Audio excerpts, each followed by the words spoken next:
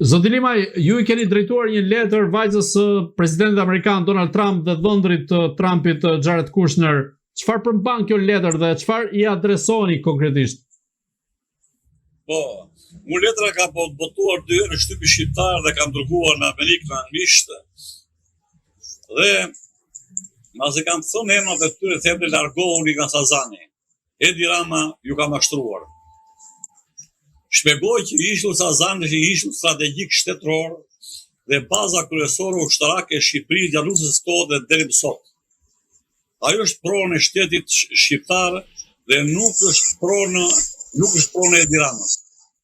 Prandaj është nderin tuaj të largoj sa më parë nga ky ishull, sepse përveç kësaj është dhe emri presidentit aktual të saj. E kanë marrur. Ka marrë informacion që e kanë marrur. Ne ja kemi shuar në ambasadës amerikane në Tiranë edhe shumë institucione të tjera. Ashtu që ja kemi shuar NATO-s, Bashkimit Evropian edhe Kongresit Amerikan. Problemi është që njerëzit intelektual atletar që kanë kulturën e nevojshme duhet të komunikojnë në rrugë zyrtare ligjore për gjithë ato zhvillime në Shqipëri për të gjetur hapësirat e zgjidhjes në rrugë paqësore, në rrugë demokratike dhe të shmangim konfliktet e gjallëderdhjeve të 97-s dhe herëve të tjera që ka pasur Shqipëria. Sepse Edi Rama me gjithë këtë kurrëngritje paqësore që ka marrë populli shqiptar, duke e shuar në tabutin në derën e kryeministrisë, duke bërë gjithë thirrje në vend të reagojë, shikoni se sillet su ofendon popullin ton të shkëlqyer. Po them zot lart, populli shqiptar në histori ka treguar vlera shumë të mëdha. Adhetare, kombëtare, ndërtuese, bashkëvepruese, liruese, shërimtare. Ushan populli shqiptar jashtë apo më keq, këta që drejtojnë Shqipërinë janë tradhtar të popullit shqiptar dhe të kombit shqiptar. Zoti Limaj, si e shikoni fatin e Edi Ramës, kur mund të goditet ai nga Spaku, teksa në prokurorinë e posaçme është depozituar edhe një kallëzim sa I përket librit Albanian Files, ku ai parashtronte gjitha marrëdhëniet e tij me arkitektët për të ndërtuar kulla në Shqipëri. I dashur gazetar, ne bashkë kemi komunikuar disa herë, e kam thënë në kanale të tjera. Spaku ka mbi tavolinë dosje të akuzave për faljen, jo për shitjen. Ai se ka dhënë as me qira Sazanin, as e ka shitur. E ka falur. Kjo janë emër të investimit. Çdo gjë kur jepet ka 2 rrugë.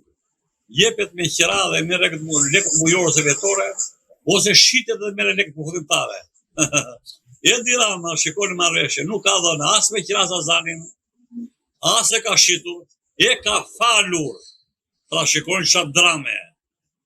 Dhe Spaku ka mbi tavolinë dosjet, nuk është një. Unë nuk ka sekret po thente.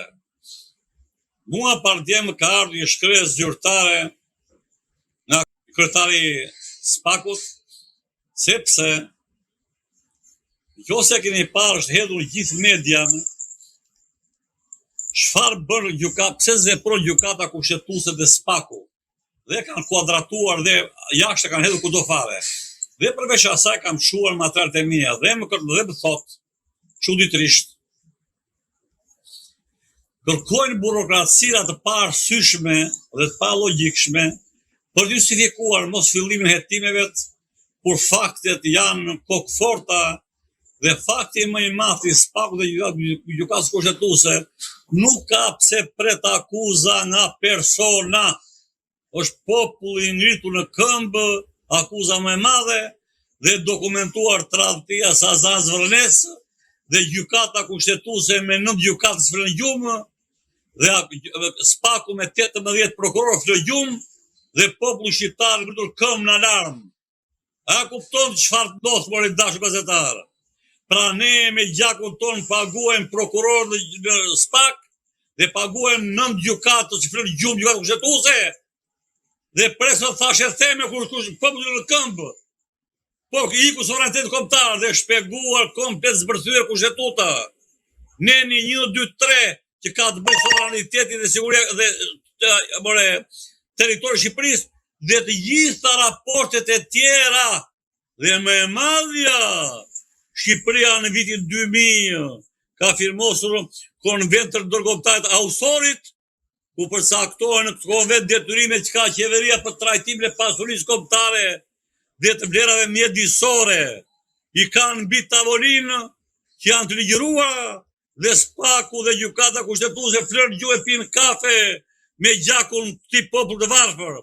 E kemi shumë të rëndë të tradhtim kombëtare neve. Ai në kohë ka pushtuar gjithçka dhe ato nuk veprojnë. Si do përfundoj kjo histori në mënyrën se si ka nisur që nga protesta, lëvizjet në Amerikë, SPAK-u që thoni ju po flet gjumë? SPAK-u dhe gjykata kushtetuese e kam çuar me shkrim. Do përgjigjen pas rënimit e Tiranës në qoftë se nuk veprojnë të arzuar që tani. Në qoftë se Tirana e rrëzojnë vetëm demonstratët e populli, gjykata kushtetuese dhe SPAK-u do të marrin përgjegjësi ligjore për të dënuar, për të mos vepruar kundër kësaj tradhtie. Nuk i paguajmë kot me 5 milion lekë në muaj, ku fshatarët pensione kanë 106.000 dhe pensionet në qytet 206.000. Për kë paguajmë neve? Për mbrojtje Adheut. Dili zot Adheut, zotri, mos ligjum. Mos tërheqja Ramës nuk do të thotë që do ta shpëtojë. Natyrisht do ketë lodhje, po ai ka mbarsur shpirtat e popullit shqiptar urrëtitjen më të madhe njerëzore.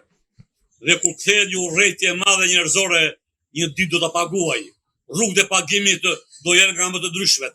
Presim rrugën e mëtejshme. Populli tani po rrësuret ambasadave të Shqipërisë dhe ambasadave shqiptare jashtë kufijve të Shqipërisë. Pra, format e kësaj lufte do vazhdojnë forma të ndryshme, por shumë e lodhshme. Kaluan 40 ditë, nuk është lehtë. Zoti Limaj, si e shikoni rolin e Albin Kurtit sa i përket protestave në Shqipëri, teksa Edi Rama e ka akuzuar atë në mënyrë gati indirekte, duke thënë se ai ka përfshirë dhe aktivist të vetëvendosjes në Shqipëri për ta rrëzuar. A mendoni se Albin Kurti është një figurë e tillë që mund ta fundosë Edi Ramën? Është fatkeqësi e madhe kur kryeministri i Shqipërisë kështu ka bërë gjithkohë në vend që të bashkëpunojë dhe të koordinojë marrëdhëniet vllazërore, politike, ekonomike, diplomatike dhe të mbrojtjes. Në radhë parë me Kosovën që shteti i dytë i Shqipërisë dhe me botën shqiptare, qur ka ardhur, ai vazhdimisht ka kryer probleme madhore me Kosovën, i cili filloi me skenarin e Vučićit, Thashit dhe Grenellit për shkëmbimin e territoreve të Kosovës Veriut dhe përfundoi në gjyq me Haradinajin. Dhe në vazhdimsi gjithmonë nuk i ka faj Edi Ramës, as Albin Kurti që lufton për Kosovën, dhe as populli vëllai i Kosovës. Shqiptarët për çlirimin e Kosovës nga Miloševiqi bën sakrificat maksimale, disa me armë drejt për drejt Kosovë, dhe ne me diplomacinë ushtarake i ngritën botë këmbë, sa populli shqiptar priti 600.000 vëllezër dhe motra i strehojnë Shqipëri. Dhe sa Edi Rama akuzon pse vijnë bijtë e Shqipërisë nga Kosova të marrën pjesë në demonstrata paqësore për të çliruar Shqipërinë nga qeverisja dhe tradhtia e Edi Ramës. A kuptoni çfarë ndryshimi ka? Nuk i ka faj Edi Ramës, as Albin Kurti, as populli Kosovës, as Rusia, as Irani dhe as tjetër kush i ka politika atia anti-shqiptare, anti-njerëzore që po na çon në situatë kaq të rëndë. Në këtë rast, a shikoni Albin Kurti një figurë përbashkuese të kombit shqiptar që mund të bashkojë trojet shqiptare ose më saktë Kosovën me Shqipërinë dhe nga ana tjetër sa është e mundur që me ndihmën e Albin Kurtit nga njëra anë, por edhe goditjen e SPAK-ut nga ana tjetër, të mund të largohet kjo klasë e vjetër politike?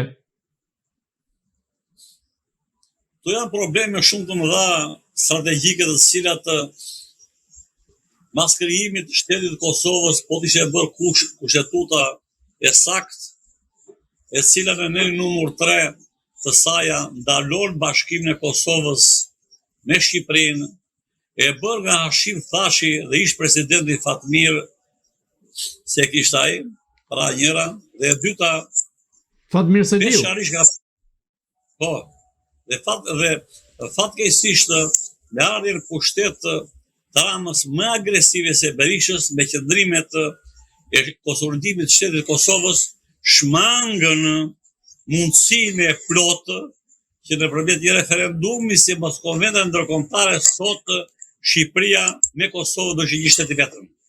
Pra, dalë e shtetit vete. Po vete. Mos që bëri neni numër 3 në kushtetut.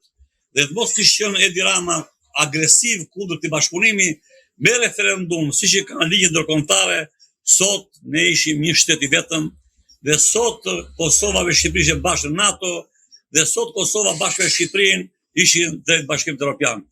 Çfarë bashkimi evropian na duhet ne kjo teori? Se dhe Sali Berisha na bëri teorinë e madhe NATO. Dhe sot Shqipëria s'ka një avion dhe një helikopter luftarak të mbrohet në rast të kërcënimit të menjëhershëm. Po kjo BE-ja në radhë parë është vetë zhvillimi brenda vendit. Shtet demokratik, ligjor, barazi, mirëqenie, mirëkuptim. Ç'po duhet mua shatom këta BE-ja ku ne jemi dramë njerëzore brenda territorit të Shqipërisë. A kuptoni? Ata duhet mbulojnë tradhtitë e tyre antipopulore, anti-shqiptare me këto emërtime NATO, BE, kur NATO dhe BE janë shtete shumë të fuqishme, por kanë sigurinë dhe mbrojtjen e tyre vetjake, kanë nivelin e shkëlqyer ekonomik dhe social vetjak, dhe pasaja ecin paralel me NATO e tyre. Me cila NATO ecim ne kur jemi në fund dynjas? Zoti Limaj, nisur nga intensifikimi i protestës në bulevard ku kryesisht është rinia, dhe nga ana tjetër nga fakti që Edi Ramës i ka rënë i gjithë imazhi në aspektin ndërkombëtar, por duke pasur në këtë rast edhe SPAK-un, edhe ato që po iniciohet në Shtetet Bashkuara të Amerikës, a mendoni se ka një datë kur Edi Rama mund të bjerë nga pushteti dhe a mund ta mbyllë ai vitin 2026 në krye të qeverisë? Po të ishin deputetët e pavarur të kishin zgjedhur populli dhe të mos ishin deputetët me listë që ka bërë Edi Rama që 2008 shkatëruan kushtetutën Berisha Rama me listat e mbyllura, sot Edi Rama është rrëzuar me koha kuvandi. Pra deputetët e Partisë Socialiste, po të ishte vërtet Partia Socialiste, ju të Edi Ramës e kishin rrëzuar dhe nuk është kryeministër më. Ne të keqen e kemi nga sistemi antiligjor, antikushtetues ka ndërtuar Rama dhe Berisha dhe Rama, dhe pushtimi i pushteteve nga kryeministri. Tu gjithë qersi problemet. Por ai do iki zvar, branë dhe Shqipëria do vuaj. Një ditë të bukur do iki dhe do shta mund ngelet turpi kombit.